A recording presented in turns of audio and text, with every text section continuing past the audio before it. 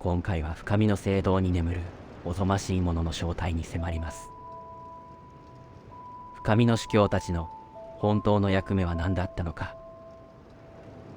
絵画に根付いた禁忌の信仰とカラス、男たちが暗い月を求めた理由、そして暗月の正しい物語を考察します。ところで皆さんは彼女のことを何と呼んでいますか？では全てが交わる考察を始めましょう。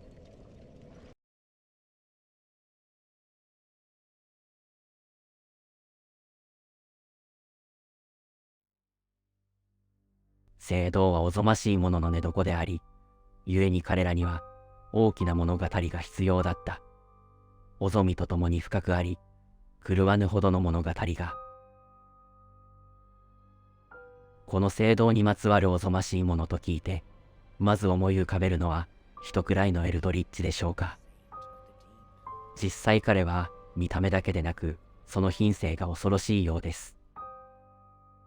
おぞましい人食いで知られるエルドリッチは、きっと伝えたいのだろう。悲鳴によくし、生命の震えをこそ食らうやり方を。そしてここには彼の棺があるのですから、おぞみとは彼を指すのかもしれません。ですが、可能性がある人物がもう一人います。聖堂には彼女の寝室もあるからですね。私は彼女こそが真のおぞみであると考えています。おそらくは彼らもそう考えていたのではないでしょうか。彼女の寝室の入り口は鋼の格子で閉ざされていたからです。深みの封印者であったはずの彼らは、やがて皆、おぞみに飲まれた。信仰も灯火も役には立たなかったのだ。彼女が深みそのものであるのなら、初めから彼女は封印されていた。そして彼らも彼女を封じる組織だったということになるのです。深みの主教たちはれっきとした白教です。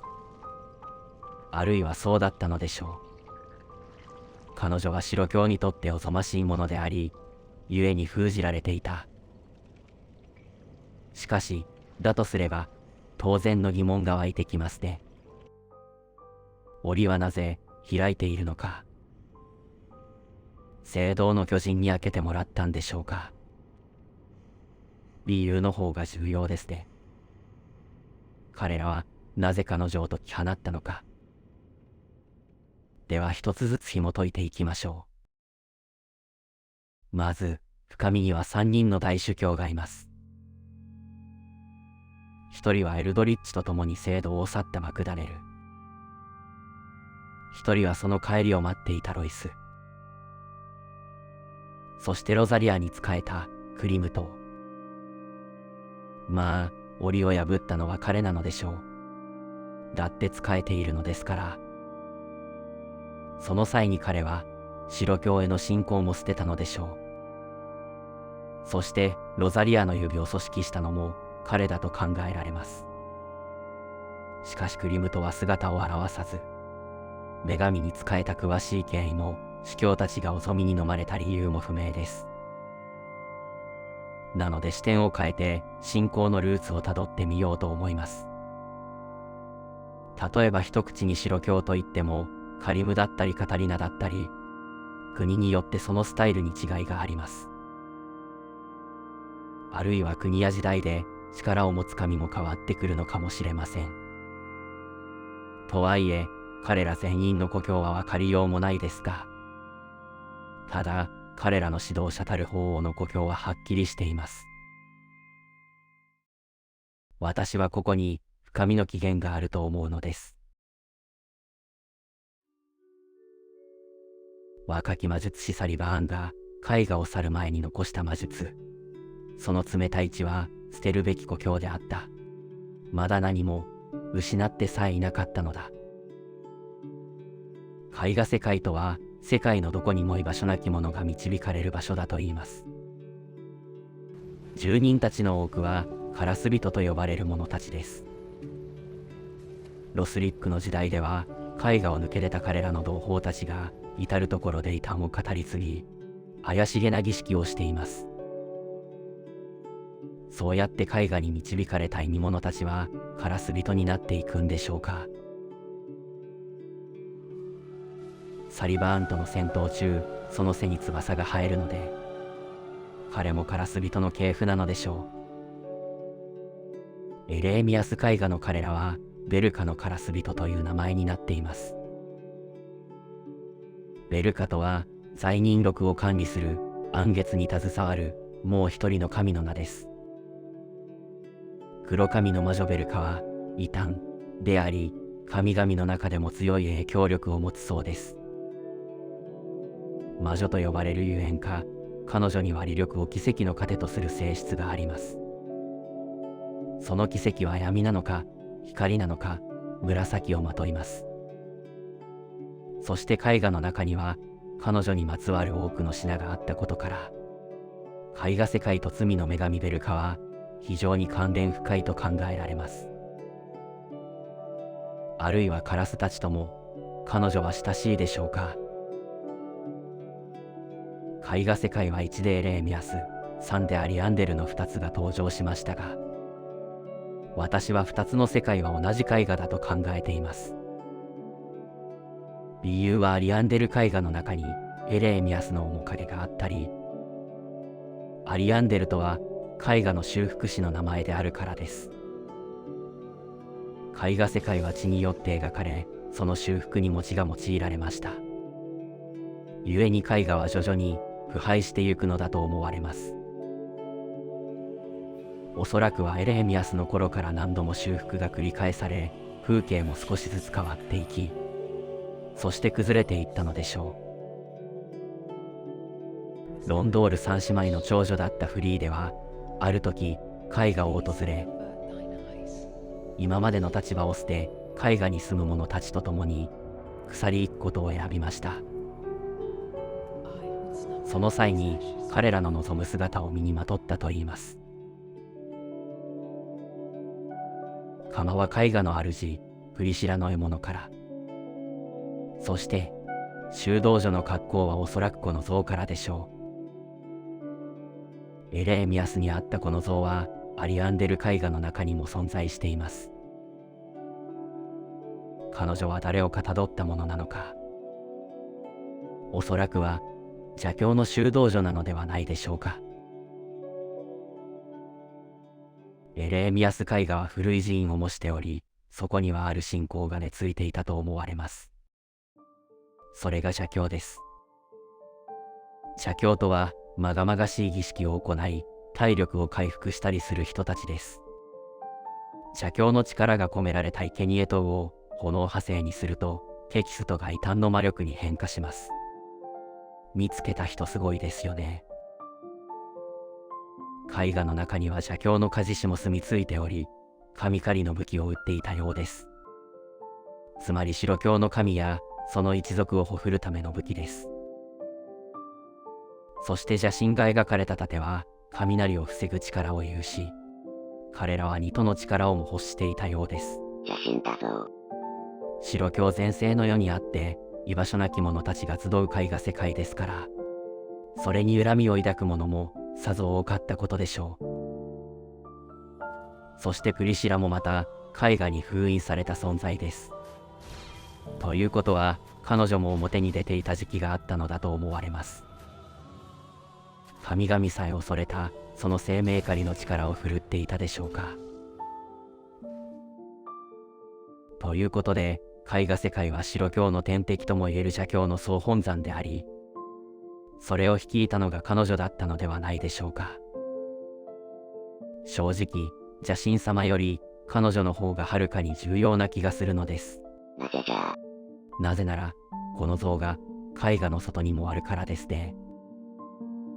場所は小ロンド遺跡です。小ロンドはカースのささやきによって闇に沈んだ小国であり、4人の皇王とダークレイスの根城となっていました。絵画の修道女はこの国とも関係があったのでしょうか。邪教と小ロンド、共に白教にあだなす者たちですから、相性は良さそうですね。そして邪教には、もう一つ気になるところがあります。なぜか、神聖武器から転じて鍛えられることです。聖職の作法を知る鍛冶師が、どうしようもなく引き込まれるという、暗い種火。白教と親和性があるというのも、妙な感じです。妙といえば、白教の象徴たるオルロンドのど真ん中に邪教の本拠地があるというのも相当に妙な話ですね。それも貝ヶ森と呼ばれる者たちの厳重な警備に囲まれてです。まるで神々の中にそれをかくまっている人がいるみたいですね。ということで、深みの起源は絵画と邪教にあると思われます。どういうことかを説明します。エルドリッチは上半身が目立つのであれですが、意外とニトに近い性質も持っています。一つ目は、神くらいのエルドリッチの長い武器の先端が墓王の極剣に酷似しているところ。この剣はかつて墓王の眷属となった者に与えられる入会特典でした。これが強すぎたためか、入会だけして働かない眷属も多かったと語られています。二つ目は死者の集合体であることです。今は神くらいの副作用か、かなり痩せていますが、彼は多くの人を喰らい、その体は多数の人骨で構成されていました。彼と戦った部屋は吐き出されたであろう人々でひどいことになっています。他にも深淵の力や炎を使うところも似ているといえば似ているかもしれません。原因は不明ですが、エルドリッチがニトに近かったことは確かでしょう。そして彼がオールロンドの死神を食らったという事実。邪教徒たちの目標だったニトの力を得てグイーン親族を倒すという目的をエルドリッチは達成しているのです。頑張ったね。彼の本当の故郷はイルシールだったようですが、絵画から飛び立ったカラスは自らの野心のために邪教の教えを広めていたでしょうか。あるいはアストラのように、読んではいけない神の名は人の世にも静かに浸透していたでしょうか。そして彼は法王となりましたが、これは暗月を乗っ取ったことを意味します。因果応報。罪とは罰せられるべきものであれば、罪を定義し、罰を執行するのが罪の女神ベルカの役目であろう。神々に対し強い影響力を持ち、罪を定義し、罰を執行できる異端の女神。事実なら、かつては彼女こそが法そのものだったのかもしれません。そして彼もその両手に罪と裁きを掲げています。日本では犯罪を裁くシステムのことを法という字で表します。そして王はキング。つまり彼は法の王を名乗っているのです。俺こそが暗月だ。俺はベルカと同等だ。というサリバーンの主張だったのです。今のはすごい面白いジャパニーズジョークですが、しかし宗教的な王が法にも深く関わっていた時代役には歴史上いくらでもあるのではないでしょうか。サリバーンもそういう感じに暗月という信仰を用いて人を縛る法律を支配したのだと思います。いや、神を縛るための法だったかもしれません。こうして王家の指針と暗月は邪教と法王の手によって深みへと沈んだのです。日本語で暗月とは新月のことを意味します。地球から見て真っ暗な月のことです。制約としての暗月も三日月に近い紋章ですから同じ意味合いなのでしょう。作中ではダイオウグウィンと雷の力のことを太陽の光に例えています。そして彼とは対極的な位置にベルカという女性とその暗月はあるのだと思います。そして長子とグビネビャは父の力を強く受け継ぎましたが、グウィンドリンは食らいつきと月光の力を受け継ぎました。その足を隠すためか、彼は女性として生きることを強いられ、そして母と同じく暗月となりました。しかし彼の暗月は彼女のそれとは少し違っているように感じます。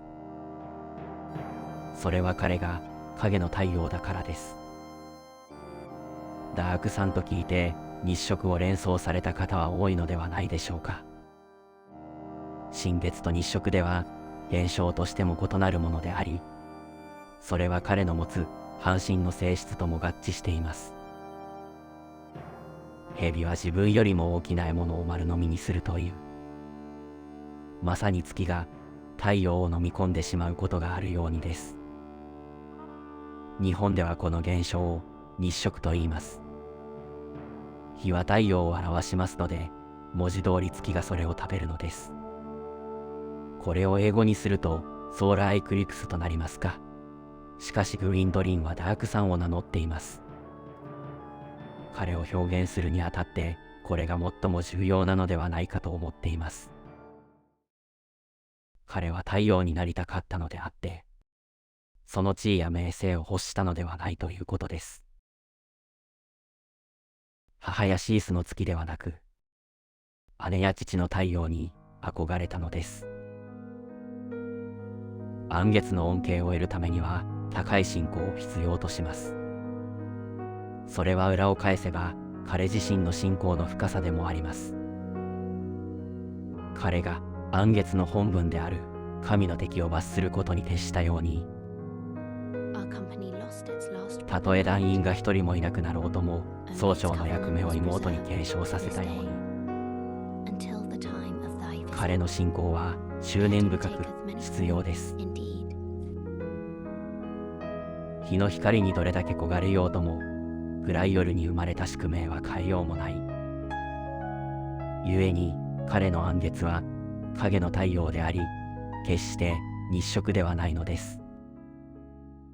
かつてグウィンが火の風で人を縛ったように、彼も最後まで父の意志に準じた。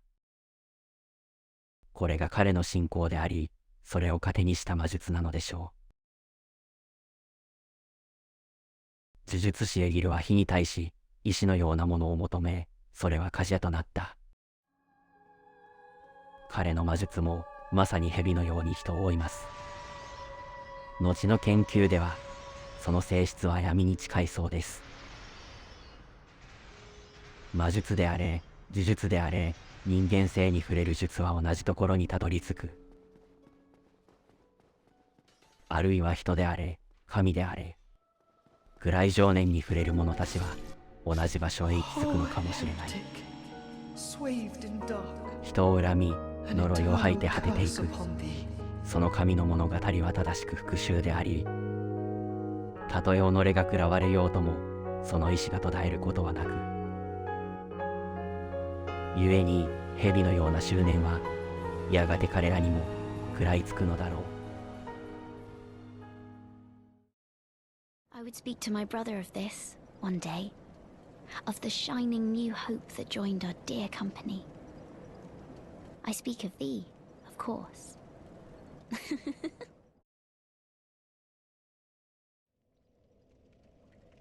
深みの信仰とは絵画世界と邪教、そして彼女に由来していたのではないかという考察でした。絵画の住人たちが彼女の面影と安らぎを求めていたように、司教たちもまた望みをいふし蔑みながらも心のどこかでそれを求めていたのではないでしょうか。それがたとえ何であれ聖書にうまく書き加えれば整合性は取れるのでしょう。故に彼女はロザリアとして生まれ変わった。白教の信仰も火の籠も役には立たず、彼女はただ彼らを包み込んだのです。暗い月が闇で世界を満たすように、優しい母のように。 There is more dark within you than even you know. Dark is the mother of all. All things were born from it.